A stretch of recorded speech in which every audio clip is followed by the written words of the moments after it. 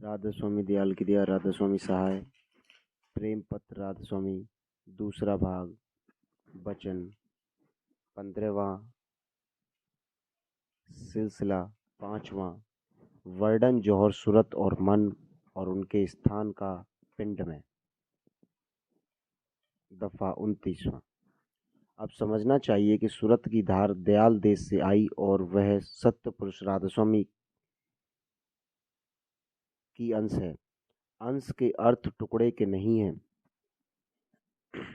अंश कहने से सिर्फ यह मतलब है कि सूरत वही जौहर है जो कुल मालिक का जौहर है और वह कुल मालिक सब जगह मौजूद है, पर एक देश में प्रकट और बेपर्दे और बाकी देश में गुप्त यानी पर्दे या तय से ढका हुआ।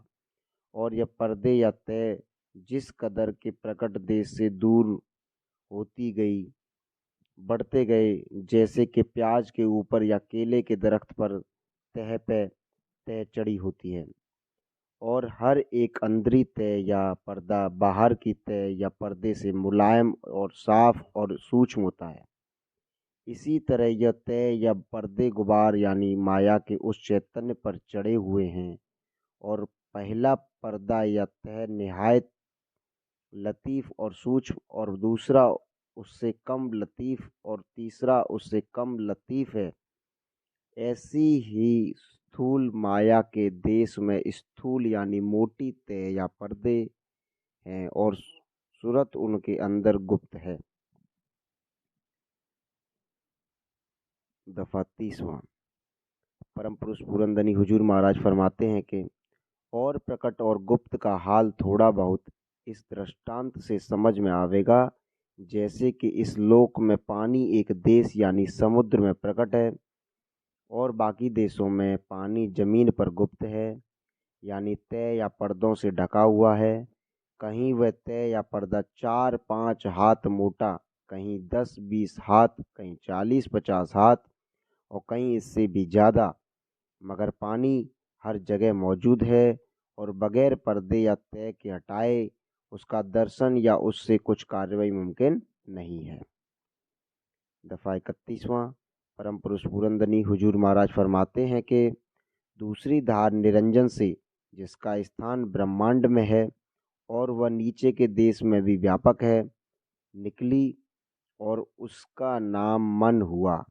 और मन उसको कहते हैं कि जिसमें फुरना होवे यानी तरंग और ख्याल उठे। यह नीचे के देश में दर्जे बदर्जे स्थूल होता गया और यही इंद्रियों का प्रेरक है। दफा 32वां। परम पुरुष पुरंदनी हुजूर महाराज फरमाते हैं कि तीसरी धार माया से निकली। इस माया के स्थान भी ब्रह्मांड में है और वही सब नीचे के देश में मौजूद है, और यह भी दर्जे ब दर्जे मुआफिक पर्दों के स्थूल यानी कसीफ होती गई। इसके मसाले से तन और इंद्रियां वगैरह बनी, और यह सूरत की शक्ति से चैतन्य है, जिस शक्ति की धार मन के वसीले से पिंड में फैलती है। दफा 33वां। परम पुरुष पुरंदनी हुजूर महाराज फरमाते हैं कि सूरत की असली बैठक पिंड में दरमियान दोनों आँखों के, जो अंदर की तरफ तिल में उसमें है, और इसी स्थान से तमाम पिंड में फैली है, और जागृत के वक्त दोनों आँखों में नशिस्त है। जब सूरत की धार अंदर और ऊपर की तरफ खिंच जाती है, उस वक्त देह और इंद्रियां बेकार हो जाती हैं, यानी तमाम कार्रवाई उनकी बंद हो जाती है। दफा 34वां। परम पुरुष पुरंदनी हुजूर महाराज फरमाते हैं कि मन की बैठक खासकर सीने के नीचे कौड़ी के मुकाम पर, और वहीं से धार इंद्रियों में आती है और भी तमाम देह में फैलती है, लेकिन जब तक सूरत की धार ऊपर से मन के स्थान पर न आवे, तब तक यह कुछ कार्रवाई नहीं कर सकता। दफा 35वां। माया की धार से, जो कि जगह जगह स्थूल रूप हो गई, पिंड के अंग अंग बने हैं और वही कुल देह में व्यापक है। सिलसिला 6वां। बयान हालात खिंचाव सूरत का। दफा 36वां। परम पुरुष पुरंदनी हुजूर महाराज फरमाते हैं कि जब आदमी की आँख की पुतली खिंच जाती है वह फिर फौरन बेहोश हो जाता है और देह बेकार हो जाती है और मन और इंद्रियां भी बेकार हो जाती हैं। दफ़ा 37वां। इसी तरह जब ज़्यादा खिंचाव और उस धार का हो जाता है तब आदमी मर जाता है, और जो थोड़ा सा खिंचाव हुआ तब बेहोश हो जाता है या नींद आ जाती है और इस तरफ से गालिब हो जाता है। दफ़ा 38वां। इससे साबित हुआ कि तमाम कार्रवाई बदन की सूरत की धार के आश्रय हैं, और इस धार की ऊपर से यानी दिमाग से आँखों में और फिर तमाम देह में उतरना और फैलना और फिर आखिर वक्त पर इसी रास्ते से यानी आँख के मुकाम से अंदर और ऊपर की तरफ होकर चले जाना और पिंड का छोड़ना साफ इन आँखों से नजर आता है, क्योंकि मरते वक्त पाँव की उंगलियों से खिंचाव उस धार का शुरू होकर रफ्ता रफ्ता ऊपर की तरफ को चलता जाता है, और जब पुतली उलट गई यानी खिंच गई तब पिंड की मौत हो जाती है। दफ़ा 39वां। और यह बात भी इस बयान से साबित हुई है कि जब सूरत जागृत के वक्त आँखों में बैठी है उस वक्त देह और दुनिया का दुख सुख और चिंता और फिक्र व्यापता है, और जब अंदर की तरफ थोड़ी बहुत खिंच गई उस वक्त न देह की खबर रहती है और न दुनिया की, और उनका दुख सुख भी नहीं व्यापता है। देखो, जब डॉक्टर लोग शीशी सुंघाते हैं उस वक्त सूरत यानी रूह की धार हट जाती है, फिर बदन काट डालते हैं और कुछ खबर नहीं होती।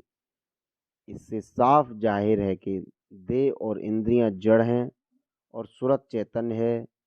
उसकी चैतन्यता से यह भी चैतन्य होते हैं, और जब उससे यानी सूरत से संबंध ढीला हो जाता है या टूट जाता है उस वक्त यह देह और इंद्रियां बेकार या मुर्दा हो जाती हैं। दफ़ा 40वां।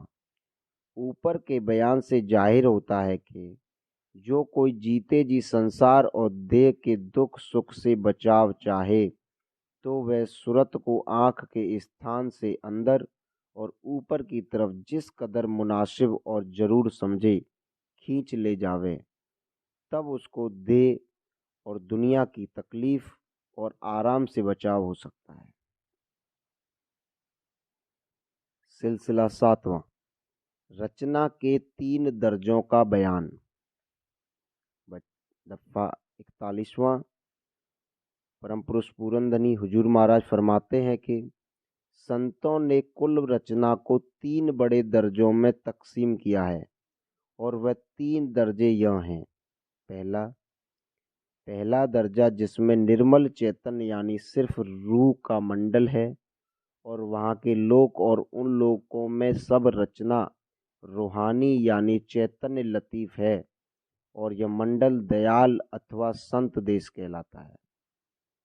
दूसरा दर्जा इस पहले दर्जे के नीचे से जैसे कि ऊपर बयान हो चुका है गुबार यानी माया का जहूर हुआ, जितने रंग हैं लाल से लगा कर नीले यानी काले रंग तक सब मन और माया के रंग हैं।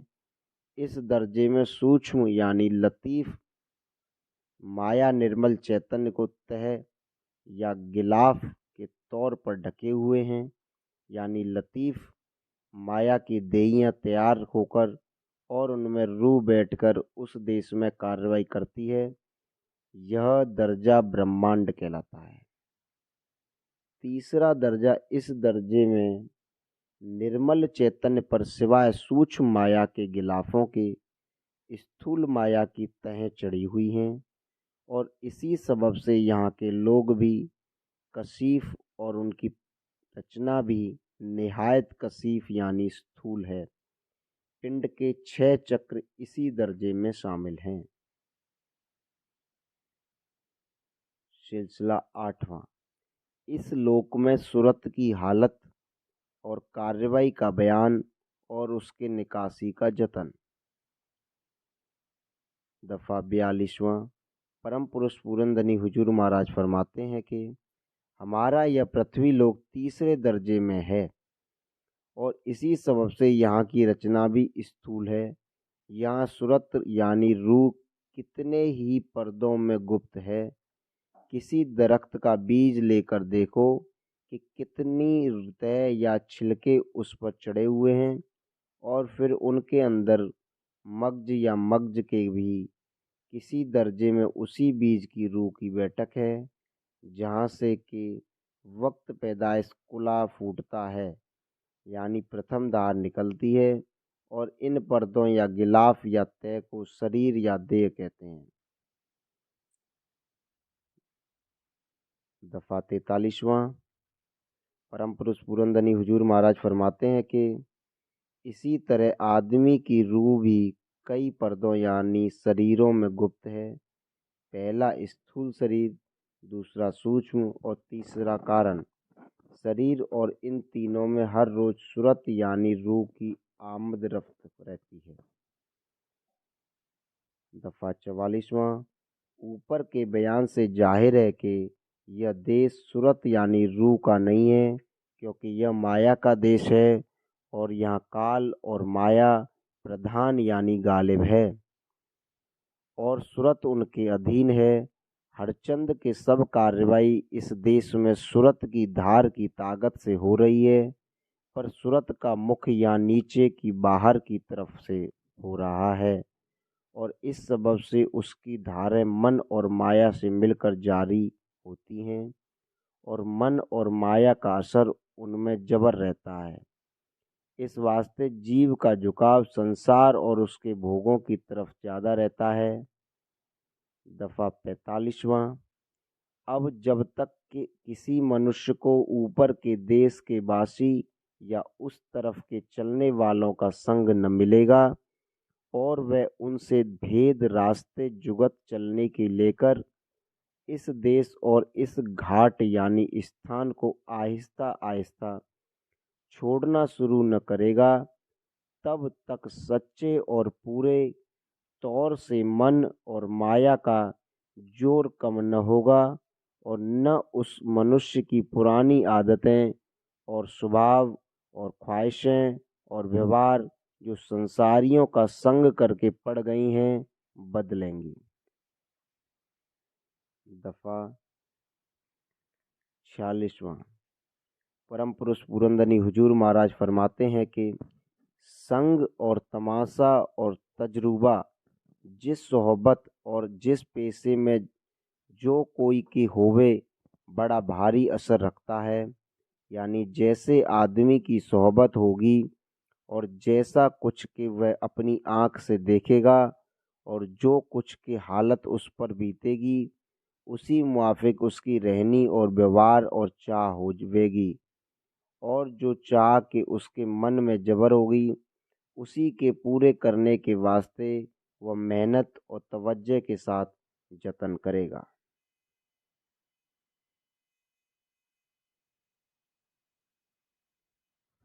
राधा स्वामी।